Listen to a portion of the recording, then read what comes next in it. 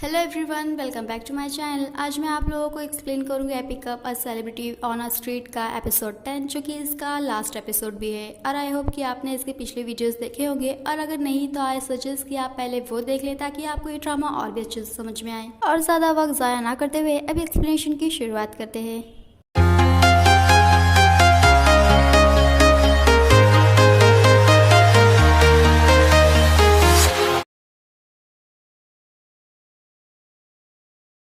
Episode 10 की शुरुआत में कियोसिम गुकिन और येंसो को मोस्टली गुकिन को चिल्ला रहा होता है कि उसने ऐसा पब्लिक के सामने क्यों कहा, क्या उसे अपने रेपुटेशन का कुछ भी ख्याल नहीं है और अभी तो उसने डेब्यूट भी नहीं करा है। पर गुकिन सुनने के बजाय उसे जवाब दे देता है कि जितना भी डैमेज हुआ है वो उसका पैसा भरपाई करेगा, जिसकी वजह से सियोकिम उसे एक पंच करता है और कहता है कि अगर ऐसा ही है तो वो यहाँ से जा सकता है। वहीं जून भी ये सारी बातें सुनता थोड़ा टेंशन में होता है। मीर आता है और उसे एक न्यूज़पेपर दिखाते हुए कहता है कि वो अभी हीरो बन गया है, कि जिसने एक रूकी को बचाया है। और इस न्यूज को देखकर सेरा वापस रिपोर्टर को कॉल करके बताती है कि येंसो और जून के बीच में अफेयर है। बट रिपोर्टर सेरा की बातों पे यकीन नहीं करता है। वहीं जून को डिटेक्टिव शिम का कॉल आता है। वो उसे बताता है कि उसके जितने भी पैसे गायब है उसके पीछे हाथ है उसके एक्स मैनेजर का, और अभी तक वो उसे ढूंढ नहीं पाया है। वो उसे ढूंढने की कोशिश कर रहा है। और इस बारे में जून गुकिन और येंसो को बताता है कि जो कल्प्रिट है वो उसका एक्स मैनेजर है। गुकिन कहता है कि अभी तो लोगों को कल्प्रिट मिल गया है तो वो लोग अपनी लाइफ में वापस जा सकते हैं। और येंसो भी गुकिन की बातों में हामी भरती है। जो उन लोगों को कहता है कि क्या वो वापस से उसी लाइफ में जाना चाहते हैं जहां वो लोग टेंशन में जी रहे थे, अपने रेंट को लेकर, अपने एक्सपेंसेस को लेकर। इससे अच्छा है कि वो लोग अभी जो लाइफ जी रहे हैं वो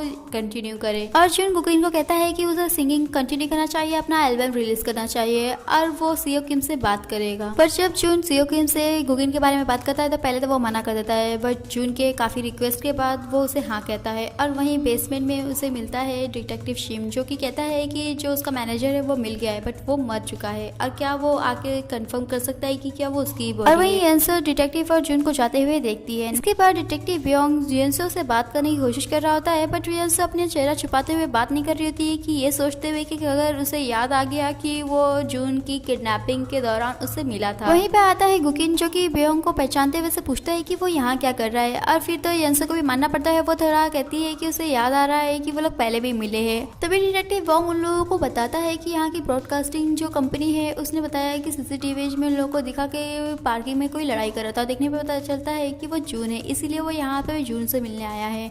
और वो लोगों को फोटो दिखाते हुए पूछता है कि क्या लोगों को मालूम है कि उसके साथ कौन है। तो ये उनसे बताती है कि वो तो डिटेक्टिव शिम है। और फिर गुकिन कहता है कि क्या वो उसे नहीं जान रहा, क्योंकि उसने तो कहा था कि वो बियोंग को अच्छे तरीके से जानता है, और इसीलिए बियोंग सारे पुलिस स्टेशन में उसके बारे में पूछता है तो पता चलता है कि वहाँ पर कोई भी ऐसा नहीं है। तभी येंसो को याद आता है कि उसने अभी जून को देखा था उसी डिटेक्टिव शिम के साथ जाते हुए, और वो लोगों को ये बात बताती है। वहीं जून उस बॉडी को देखता है तो वहाँ कोई बॉडी नहीं बल्कि एक पुतला होता है, जिसे देखकर वो थोड़ा हैरान होता है और पीछे देखता है डिटेक्टिव शिम को। तो फिर उसे याद आता है कि उस दिन उस रोड पे जिसने उसे मारा था वो कोई और नहीं बल्कि वही है। नेक्स्ट सीन में जून को काफी चोट लगी होती है, क्योंकि उसके और किलर के बीच में हाथापाई हुई थी। और फिर उसे याद आता है कि जो सीओ किम है उसने ही इस डिटेक्टिव से उसे मिलने के लिए कहा था और उसका नंबर दिया था, जिसका मतलब है कि सबके पीछे उसका ही हाथ है। बट उसी वक्त किलर उसे मारने के लिए चाकू के साथ आगे बढ़ रहा होता है। तभी वो उसके ऊपर कपड़ा फेंकते हुए वहां से भागता है और एक जगह जाके छुप जाता है। और फिर वो येंसो को कॉल करता है और सारी बातें बताता है। येंसो ये सारी बातें डिटेक्टिव को बताती है। डिटेक्टिव उससे पूछता है कि वो कहाँ पर है, तो वो बता रहा होता है कि ये ऐसी जगह है जैसे कि हॉस्पिटल लग रहा है पर ये टूटने वाला हो।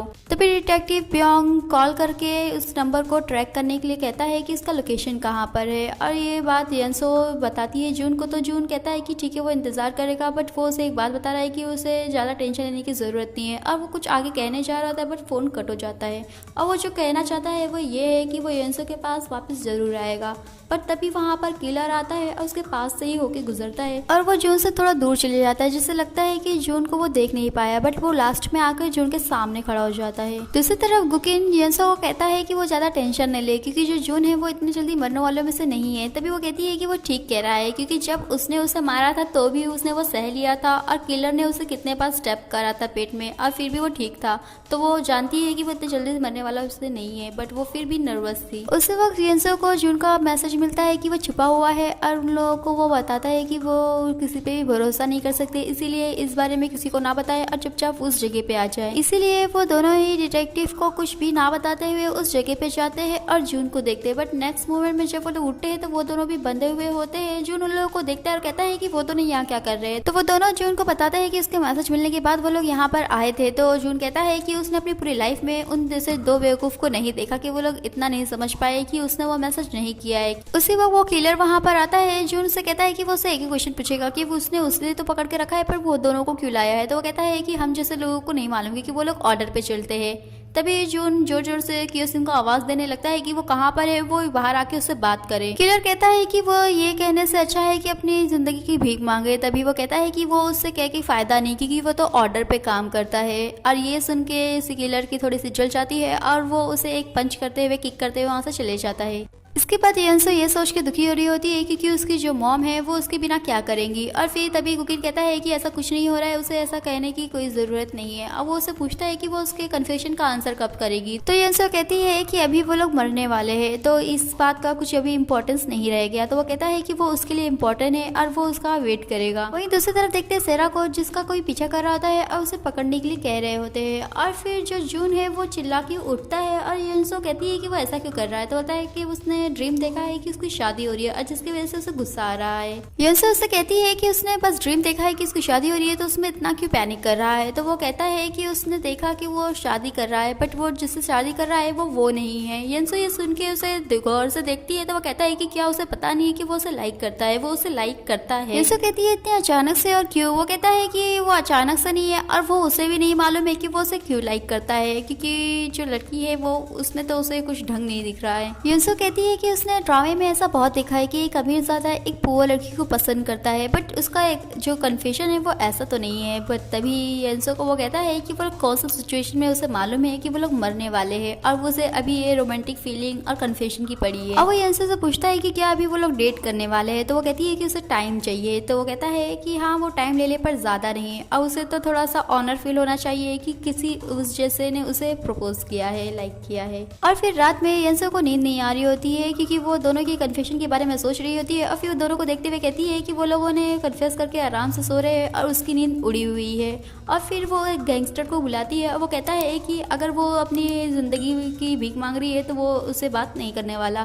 तो वो कहती है कि कुछ अलग बात है और फिर वो उसे सारी बात बताती है। वो गैंगस्टर येंसो को कहता है कि वो किसी एक को चूज करे। तो वो कहती है कि वो दूसरे को हर्ट नहीं करना चाहती है। तभी गैंगस्टर उसे बताता है एक स्टोरी कि उसका एक फ्रेंड था और फिर वो दूसरे गैंग में चले गया, और जब उन लोगों की आमना सामना हुआ तो उसने उससे इग्नोर करा, उसके ऊपर वार नहीं करा। बट फिर वो अपनी मार का थोड़ा निशान बताता है और कहता है कि उसके दोस्त ने उसके ऊपर वार किया था, जिसका मतलब है कि अगर वो किसी को हर्ट नहीं करेगी तो वो खुद ही हर्ट होगी, तो इसलिए उसे थोड़ा सा सेल्फिश होना पड़ेगा। ये उनसे कहती है कि ठीक है वो समझ गई। और फिर वो गैंगस्टर उसे धमकी देते हुए जाता है कि अगर उसने नेक्स्ट टाइम ये उल जुलूल की नौटंकी वाली बातें करने के लिए सोचा तो फिर वो उसे जिंदा नहीं छोड़ेगा। इसके बाद येंसो उन दोनों को उठाती है कि वो दोनों इतने आराम से कैसे सो रहे हैं। तभी जून कहता है कि वो सो नहीं रहा था, वो सोच रहा था कि वो लोग यहाँ से भागे कैसे। और फिर वो कहता है कि वो सीन देखा ही होगा कि लोग अपना शोल्डर डिसलोकेट करते हैं और फिर अपनी रस्सी निकाल के भाग जाते हैं। वो दोनों ही उसे मना करते हैं बट वो मानता नहीं है और आखिरकार उसका जो शोल्डर है वो दुखने लगता है इतना कि वो गैंगस्टर को आना पड़ता है और सही करना पड़ता है। और फिर वो लोग को धमकी देके जाता है कि अगर नेक्स्ट टाइम उन लोगों ने ऐसा कुछ किया तो वो खुद ही मार देगा।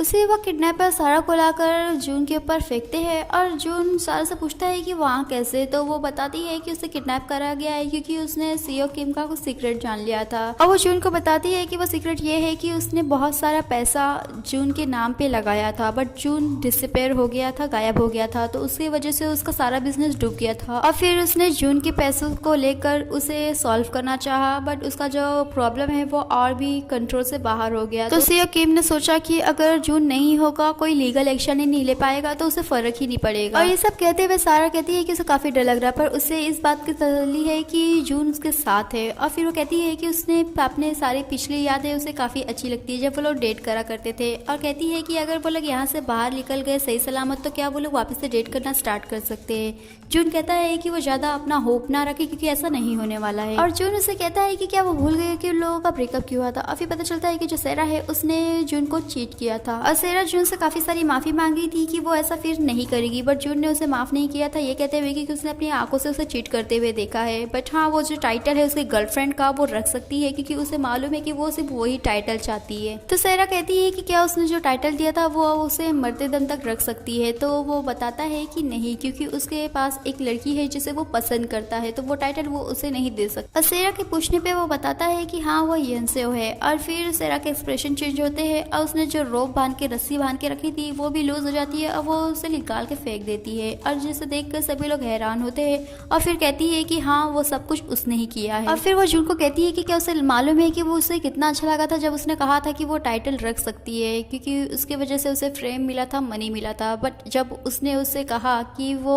अब रिपोर्टर्स को जाके बताना चाहता है कि लोग ब्रेकअप कर चुके हैं, तो उसके जाने के बाद उसने सोचा कि वो कैसे हमेशा उसकी गर्लफ्रेंड बन के रह सकती है। और फिर उसे आइडिया आया ये तो तभी हो सकता है कि जून रिपोर्टर से मिलने के पहले ही मर जाए। और सेरा जून को कहती है कि उसके पास एक लास्ट चांस था, उसने उसे यंसेओ की वजह से खो दिया है। और फिर उस किलर को कहती है कि वो यंसेओ को ले जाए। और जब सारा जा रही होती है तो जून उसका पैर पकड़ता है और कहता है कि वो यंसेओ को छोड़ दे, वो जो कह रही है वो करेगा। पर सारा अभी उसकी बात क्यों ही माने। और फिर वो वहाँ से चले जाती है। जून वापस से प्रैक्टिस करता है अपने शोल्डर को डिसलोकेट करके उस रोप को खोलने का, और इस बार वो कामयाब हो जाता है। इसके बाद किलर यंसेओ को हिट करने वाला था, तभी वहाँ पर आवाज आती है और देखने पे पता चलता है कि वहाँ पर है जून और गुकिन। और फिर वहाँ पर खूब सारे ढुशिम ढुशिम लड़ाइयाँ होती है। अर्जुन और गुकिन आखिरकार उन लोगों को खूब मारते हैं और लास्ट में बचता है वो मेन किलर। और जब वो लोग के ऊपर वार करने आता है तो जो जून है वो एक पंच करता है और उससे वो थोड़ा ढेर होता है, बट लास्ट में पता चलता है कि जो गुकिन है उसने उसके मेन पॉइंट पे मार दिया है। उसी वक्त सारा यंसो को पकड़ते हुए उन दोनों को कहती है कि कोई भी आगे बढ़ा तो यंसो का काम वो तमाम कर देगी, वो मर जाएगी उन लोग की वजह से। और तभी जो जून है वो कहता है कि वो मिस्टेक कर रही है और वो उसके बारे में बोल रहा है, सेरा के बारे में। और वो बात पूरा ही कर रहा होता है कि जो सेरा है वो जमीन पे पड़ी होती है, क्योंकि जो यंसो है उसने सेरा को धोबी पर चढ़ दे दिया है। और तभी जो गुकिन है वो ये देख के थोड़ा शॉक्ड होता है, तो जून उसे कहता है कि क्या उसे अभी भी बिलीव नहीं हो रहा है, उसने तो उसे कितने बार बताया है कि वो रेसलिंग जानती है। नेक्स्ट सीन में सेरा अपने नकली टेस्ट में बहाते हुए जून से कह रही होती है कि उसे तो मालूम है कि उसके पास इतना दिमाग नहीं है सब करने के लिए, ये सब कुछ वो सियोकिन ने करा है और वो सब कुछ सियोकिन पे ब्लेम डाल रही होती है। तभी जून सियोकिन से पूछता है कि इसके एक्टिंग का कोच कौन है, तो वो बताता है कि उसने पहले ही फायर कर दिया है। और फिर जून सेरा को कहता है कि उसे लग रहा है कि एक्टिंग उसके बस की बात नहीं है, और सेरा इससे गुस्सा होकर वहाँ से चले जाती है। और सियोकिन जून से माफी मांगता है कि वो इतना गिल्ट में है कि वो उसे आंखें भी नहीं मिला सकता है। और तभी जून उसे कहता है कि क्या उसे याद है कि जब वो इस इंडस्ट्री में रुकी था तो उसने एक पीढ़ी से बदतमीजी से बात कर ली थी, और फिर सियोकिन वहाँ जाकर नील डाउन होकर उसे माफी मांगी थी। तो सियोकिन मुझसे पूछता है कि उसे कैसे मालूम, तो जून कहता है कि उसने भी सोचा था यही करने के लिए और इसलिए वो वहाँ गया था। और तभी उसने कसम खाई थी कि वो हमेशा उसके नक्शे कदम पे चलेगा, और वो कहता है कि वो जितना भी उसने जुर्म करा है उसका सजा काटे और वो बाहर आए, वो उसका वेट करेगा। वो ये कहते हुए वो वहाँ से जाता है, बट फिर से वो रिटर्न आता है, सियोकिन को हक करता है और फिर सेल्फी ले रहा होता है। कहता है कि उसने गुनाह तो किया है बट फिर भी वो स्माइल करे ताकि एक सेल्फी हो जाए। और फिर वो थोड़ा लाइट को भी एडजस्ट करते हैं क्योंकि वो जून के हैंडसम फेस को जस्टिस नहीं कर रही थी। और तभी कियोसिन कहता है कि वो जो पिक्चर्स है वो उसे भी सेंड करे, तो जून उसे मारते हुए वहाँ से जाता है। इसके बाद देखते हैं ब्यूटीफुल यंसो को, जहाँ पर वो कहती है कि उसके लाइफ में ज्यादा कुछ चेंज नहीं हुआ है, वो अपनी उसी पुराने जॉब पे है, बट हाँ जो एक चेंज हुआ है वो ये है कि वो हमेशा आप खुश रहने लगी है।